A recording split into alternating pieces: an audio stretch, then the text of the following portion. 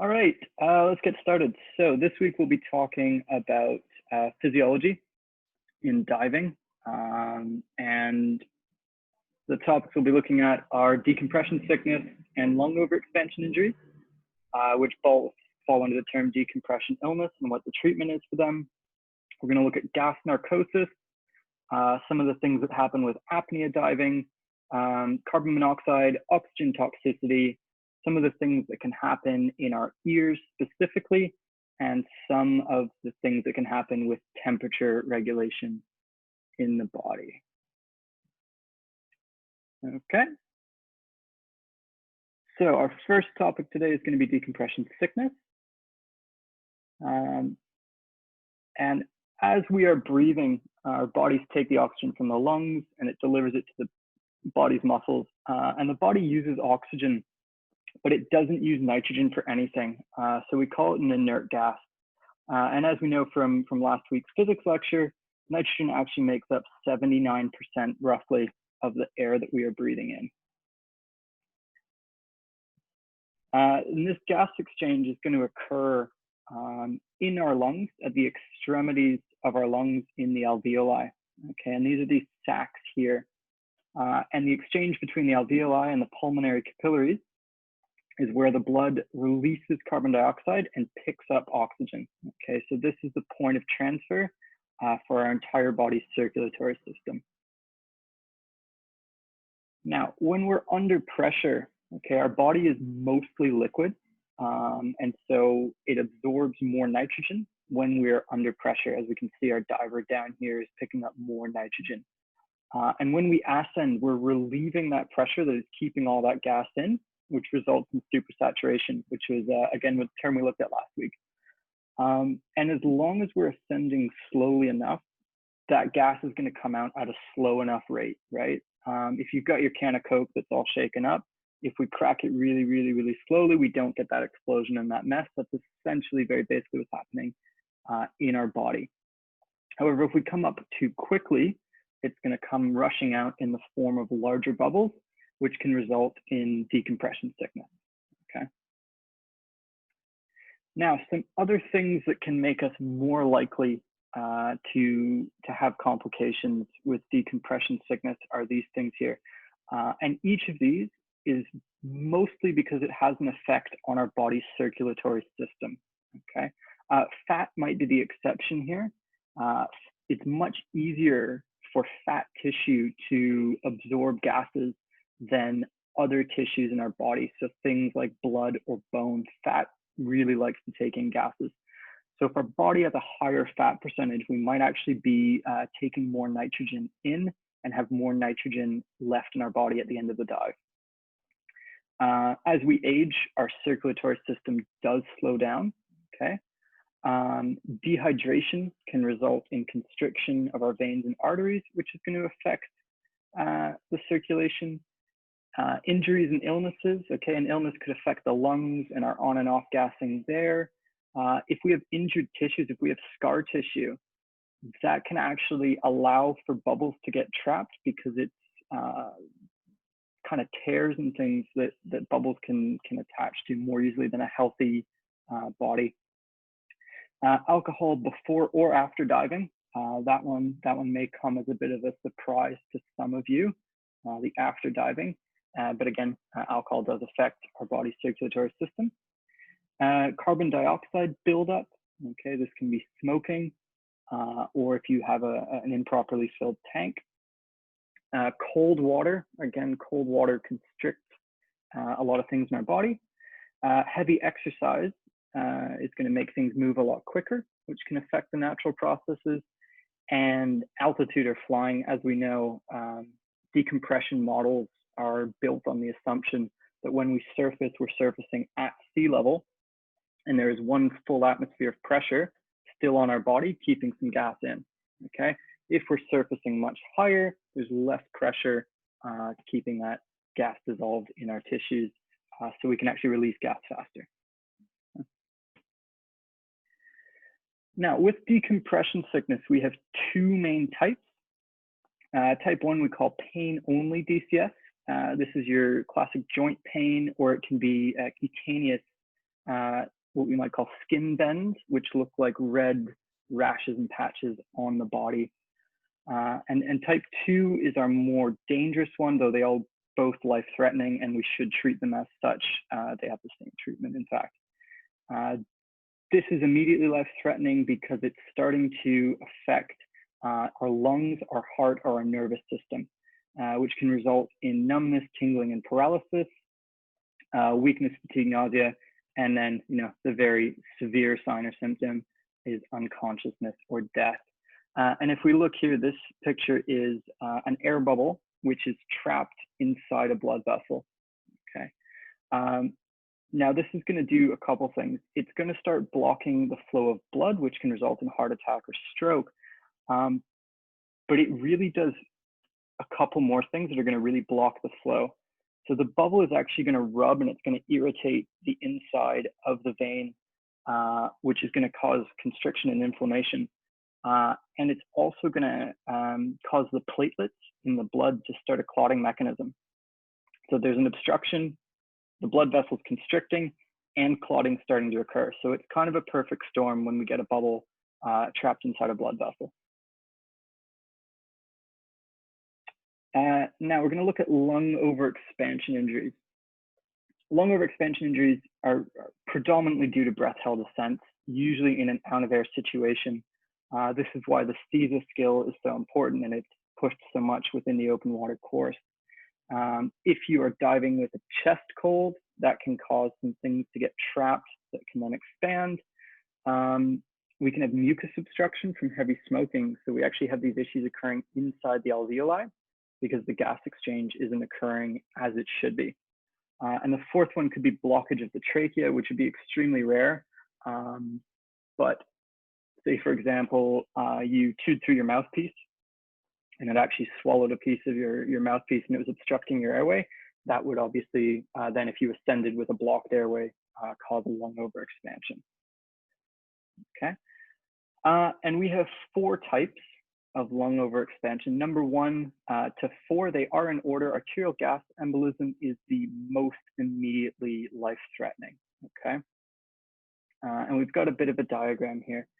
So an arterial gas embolism is where the expanding air in the lungs that needs somewhere to go has actually burst through the alveolar sac and has entered the bloodstream right at the source. So we've got a lot of air now going around inside our blood vessels.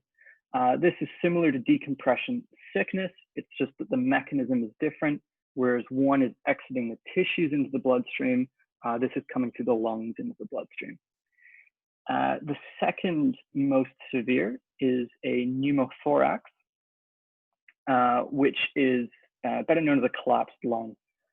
So what's going to occur there is when we get that expansion in the lungs, the air needs somewhere to go, and it's going to burst out of the lung. And it's not so much like a balloon exploding with the lung, it's more that it's going to collapse. And you're going to have the lung peeling off from the inside of the chest cavity and kind of flopping around like a deflated balloon in there. Mediastinal emphysema is similar to the pneumothorax, but instead of collapsing the lung, the air pocket is actually going to accumulate in the center of your chest. Now, this is problematic because within that confined space, there's no exit, and it will sit like a rock in the center of your chest and can actually cause symptoms similar to a heart attack. It can disrupt the movement of your heart, which is, an obvious, not a good situation in there. And the least dangerous, though still, exceptionally not a good time, that we can get from a lung overexpansion is called subcutaneous emphysema. Now, with this, you get the air bubbles accumulating under the skin, most commonly up around your collarbone, maybe even into your voice box. This is why with our list of signs and symptoms for any form of lung overexpansion or decompression sickness in general, voice change is on that list. If you have a bubble pressing on your voice box, you can actually end up having a very high-pitched voice. So if your friend comes up from a dive with a very, very Mickey Mouse voice, don't laugh at them too hard. You probably need to be calling emergency medical services. Okay. So our next topic is decompression illness. It can often be confusing when we have two very similar terms of decompression illness, decompression sickness. Now, as we can see, decompression sickness falls under decompression illness. The only way I could ever remember which was which is that DCI starts, well, it has an I in it. So the I for includes both decompression sickness, DCS, and your lung overexpansion injuries. Now, the reason we group both of these together is because it doesn't really matter which it is in terms of your first aid and your course of action. And it's also very hard to tell in the immediate situation. There's similar signs and symptoms, and the treatment's the same. And we'll look at what that consists of. So your first aid, your very basic steps are to give the patient oxygen, keep the patient lying down, and to call EMS, okay? Oxygen is going to do a few things. And as we mentioned, this is an issue due to nitrogen in the body. So if they're breathing 100% oxygen, they can't actually take any more nitrogen into the body. Oxygen is also going to create a different pressure differential inside the body that can help eliminate nitrogen from the body faster. We call that nitrogen scrubbing. And in general, with any medical emergency, oxygen is going to help the body to start the healing process and repair itself. So definitely the best treatment in this scenario. Now, we are not going to fix someone on their own with this treatment. Anyone showing any of the signs of decompression sickness or lung overexpansion injuries does need to go seek professional medical attention. They're going to need hyperbaric treatment in a recompression chamber, which is a very long, slow process involving oxygen and drug therapy. Now, if we are looking at a compare and contrast of decompression sickness and lung overexpansion injuries, they are similar in terms of severity, but decompression sickness is going to occur generally later. Okay, generally an hour to 2 hours post-dive is when you're going to start noticing the symptoms of decompression sickness. With the lung overexpansion injuries, if someone has a collapsed lung after a breath-held descent, you're going to know immediately. They are going to hit the surface and they will probably be screaming.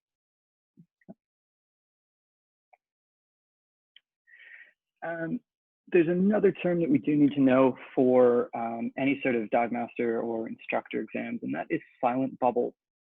And these are asymptomatic bubbles that may occur after a dive.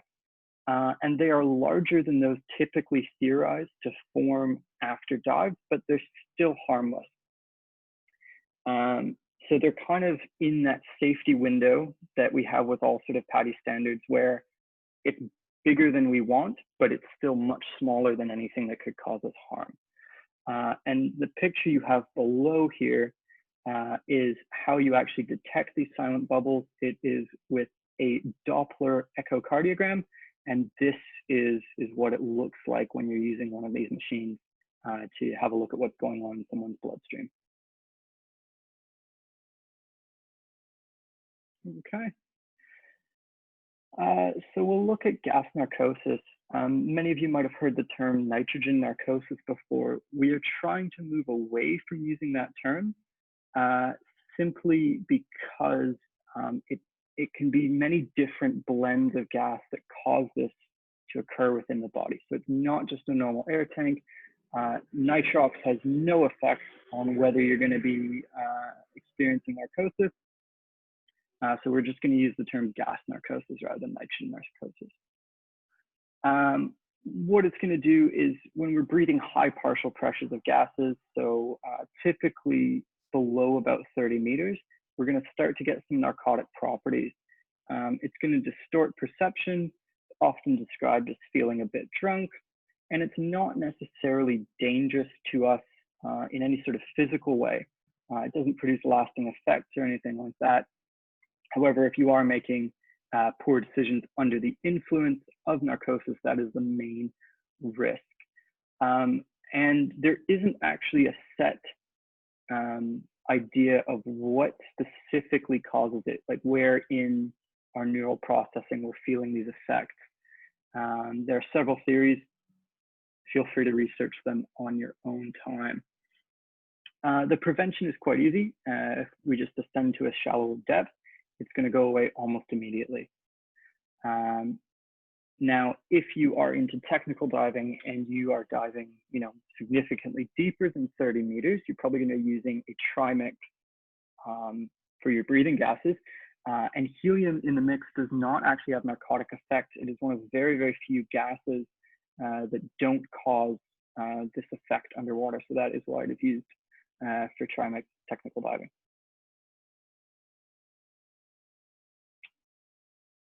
All right. So apnea, this is a term we use for holding our breath underwater. So this is your free diving. And a few things are going to happen during free diving that we need to know about as sort of basics of our dive theory. So bradycardia is a slowing of the heart, and there's a few things that cause it, and a few things that people do to induce it. Okay. So the first thing we have here is mammalian reflex. So every mammal, when submerged underwater, we actually have receptors in our body that trigger our body to conserve blood flow and keep it into our most important organs, such as the heart and brain, which lets us dive for longer. So if you're ever trying to hold your breath, just lying with your face in the water, you'll be able to hold your breath longer than just sitting in your computer, in front of your computer right now. Another technique is hyperventilation, which can risk a shallow water blackout, which we'll talk about a bit later. But this can also help with the slowing of the heart, which is going to let us dive for longer.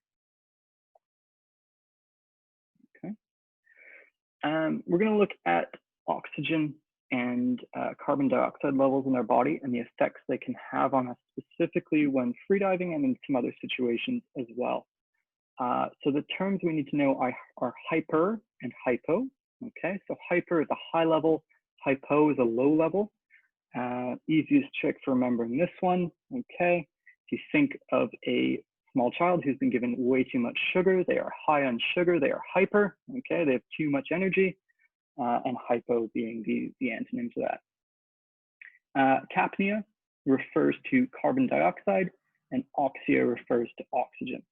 Okay. So it would seem logical that oxygen in our lungs is going to be the most important gas for our regulation of our breathing, but it's actually the levels of carbon dioxide that are going to cause us the biggest problems. So both hyper, a high level of carbon dioxide, and hypo, a low level of carbon dioxide, can have really negative effect on our body. Okay, so hypercapnia, we have too much carbon dioxide, and this is caused by dead air spaces in our body. Okay, the symptoms are usually just a headache, but in severe cases can result in confusion or even loss of consciousness. Sort of most famously was this, you guys seen the sort of Teletubby full face snorkeling masks that are about this big with the big thing off the top? That is a massive dead airspace, and there have been a few recorded deaths with those, with people who haven't been properly clearing the dead airspace and are passing out while swimming and sometimes drowning. So if we look at the guy on the right here, this bit of the body, all through the trachea and into the mouth, is airspace that is not useful to our lungs, right? There's no alveoli there, there's no gas exchange going on there. So when we breathe, that whole section needs to be cleared and new air needs to be brought in.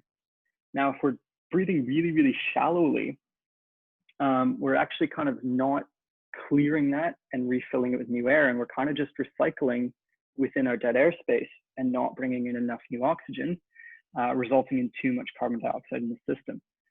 If we look at this sort of typical snorkel on the left here, we've almost doubled the dead airspace that this man is having to clear to breathe. Now, even just the second stage of a scuba regulator is additional dead airspace, which is why in diving we talk about long, slow, deep breathing, so that we're properly clearing and getting new air in to account for the increased dead airspace. Now, hypocapnia would be the opposite, which is where we have too little carbon dioxide. Now, if we look at this spinning skull here, which is not creepy at all, the highlighted red portion of the brain is known as the hypothalamus. And what it is responsible for is all of our automatic functions in our body. So anything that is going to occur just on its own is going to occur in that part of the body. Now, when we are doing an apnea dive, go to the next slide. If we're hyperventilating before the dive, we are going to increase the oxygen levels in our body. So that would be hyperoxia. We're going to significantly decrease the carbon dioxide level in our lungs. Okay, so that's hypocapnia. If we are diving underwater and we're coming up, sometimes the carbon dioxide level hasn't returned to a point to actually trigger our brain that it's time for another breath, while our oxygen levels have actually depleted to a point that our body doesn't have enough oxygen anymore. Okay, this can result in unconsciousness and obviously drowning if we're underwater. Okay, so too much oxygen at the start can actually by the end result in not enough carbon dioxide, okay, which does not tell our body that it's time to breathe yet, which would then result in not enough oxygen and a loss of consciousness. All right.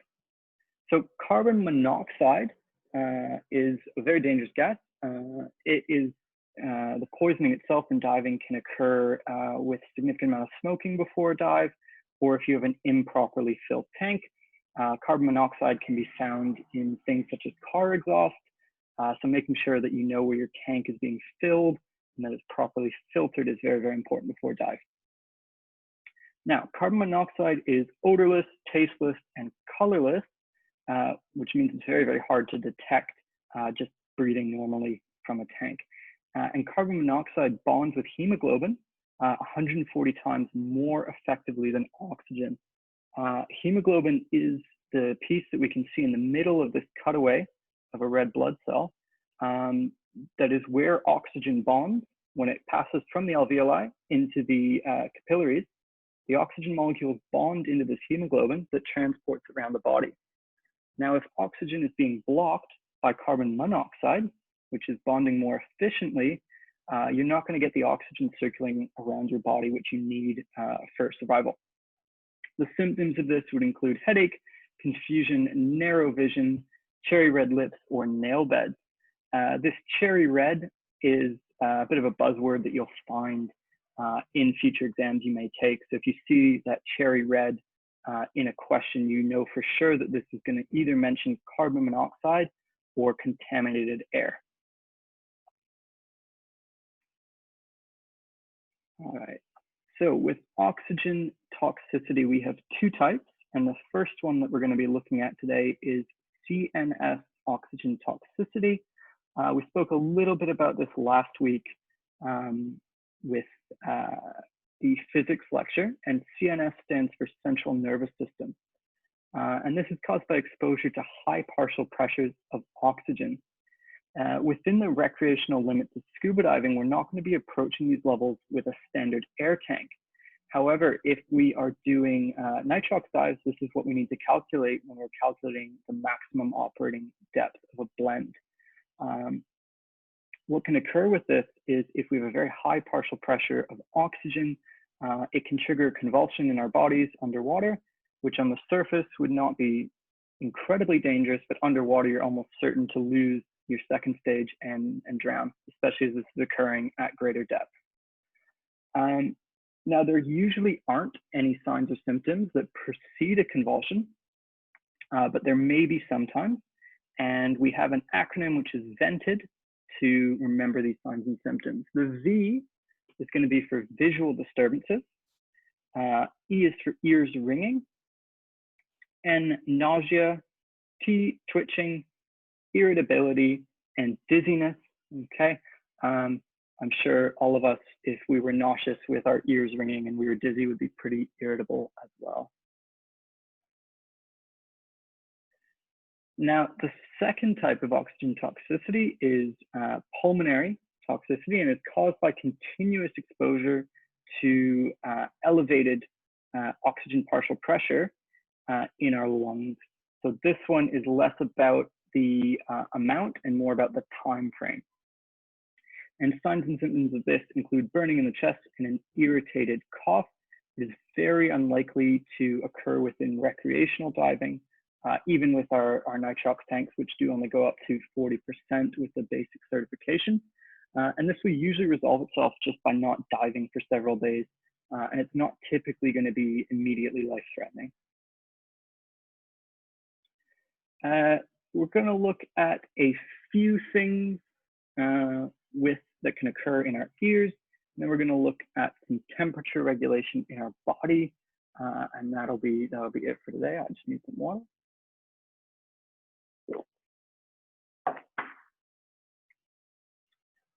So the middle ear is very sensitive to pressure changes. It is one of the air spaces in our body, similar to our sinuses and our lungs that we are taking underwater. And they're connected by these station tubes, which you can see down here, that lead to the sinuses. So when we are equalizing using our Valsalva maneuver, which we typically do by pinching and blowing, that is going to create a buildup of pressure, which is then going to come through the eustachian tube to equalize our middle ear just here, okay? Now, sometimes if this doesn't happen, we can get what we call a barotrauma, so baro being pressure, trauma being injury. And this can result in several of these things here, which we're going to look at a little bit more. So a squeeze, okay, is going to be when we have the pressure coming in on that middle ear and we're getting a sucking feeling. It's a bit of a vacuum, which can result in an eardrum rupture. So if we look at the eardrum here, if it ruptures, we get a small tear, okay, which is obviously uncomfortable, can be quite bad. And if we are diving in cold water and that cold water enters through this rupture, it's actually going to cause a feeling of vertigo in us. Obviously, disorientation at depth is very not good for us. Now, the other thing that can happen is a round window rupture, and it's just going to start playing now. You'll be able to see what's actually occurring.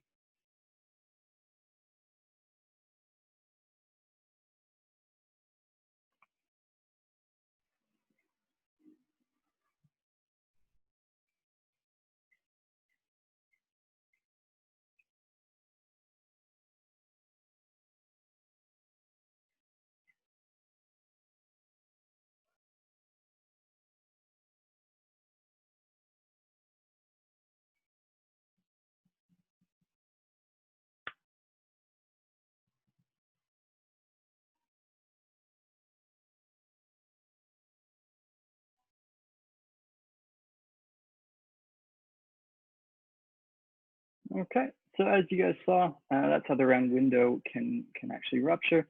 You know, it's almost like a burst disc on a cylinder. When the pressure becomes too great, that is the point where the pressure is going to release. Now, what can also occur is a reverse squeeze. And we can see in this diagram with the blue blockage here. So this could be if you're diving with a cold, which is obviously something we're not supposed to do.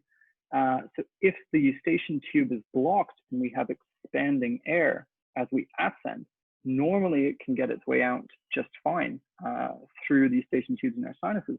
But if those are blocked, we're going to get an expanding air pocket, okay, which can then cause some of those issues we've looked at with the rupture and the round window, but just going in the opposite direction. Now, a reverse squeeze is not solely something that can occur within the ear. It can also occur in anywhere else in our body where we can get a trapped air pocket. This could be in our digestive system or even under a tooth if we have any sort of filling in there. It should obviously be very uncomfortable. The last thing we're going to look at today is some temperature issues that can affect our body's physiology. So the first one is heat exhaustion, where the body works at full capacity to cool down. You're going to get weak, rapid breathing, weak, rapid pulse, cool, clammy skin, produce sweating, dehydration, and nausea. This is something that's very easy to occur somewhere here like Thailand. It is currently 34 degrees in my house. You can probably tell by my face. And it's obviously very important to be hydrated and account for that. It's also important to know what kind of exposure protection you're wearing to account for both the water temperature and the air temperature. So if we were diving somewhere with very cold water in, open ocean, it might be extremely cold and we might need something like a 7 mil or even a dry suit. But above the water could be, a very, very hot day. It could be 30 degrees plus. So we need to be very careful with, making sure we only have the exposure protection on when we're actually about to enter the water and we aren't sitting around in a dry suit or something on a very hot day. Now, if heat exhaustion progresses, it can result in an immediate medical emergency, which is heat stroke. And this is going to be exhibited by the pulse is strong and rapid. The person is not perspiring anymore, as I currently am. Their body is essentially given up, said, no, I can't do anything else about maintaining the body temperature. Nice knowing you. I hope you had a good life. The skin's going to be flushed and hot to the touch, and it can result in brain damage because the core temperature has just risen to a point that it's almost cooking you from the inside. Just to recap, with a bit of a compare and contrast here with the heat exhaustion and heat stroke is going to be, above 40 degrees Celsius, which is really hot. And you definitely need to cool this person quickly because they can be losing consciousness, brain damage, and possibly death. Okay. Now, on the other extreme of this, we have hypothermia, which is a difficulty maintaining core body temperature, which is generally about 37 degrees in humans. Men are typically a little bit warmer than women with the core temperature, but it's about half a degree difference. And this is going to be shivering and some numbness, right? We've all experienced minor hypothermia before. We've all been cold. Now, if this becomes more severe, they might experience drowsiness. They might sort of start to hallucinate and almost feel warm. So similar to heat stroke, their body has just given up. It doesn't know what to do with the situation at hand. It can't regulate it anymore, and some uncoordination may occur as well. Cool. So thank you guys very, very much for listening in this week. We've covered decompression sickness, lung overexpansion injuries, which can be covered with that umbrella term of decompression illness and the treatment for both of them. We've looked at gas narcosis, apnea, and the effects of carbon dioxide within that, carbon monoxide, both types of oxygen toxicity, some issues with our ears and equalizing, different barotraumas, and our temperature regulation issues on both the hot and cold extremes. So thank you guys very, very much for listening this week. Next week, we're going to be covering equipment, which I'm very excited for. Lots of good stuff there. And as usual, if you have any questions, please send me an email or find me on Facebook or Instagram. I don't have a lot going on these days, so please give me something to do. I would love to help you guys out. Thank you very much, guys. See you guys next week.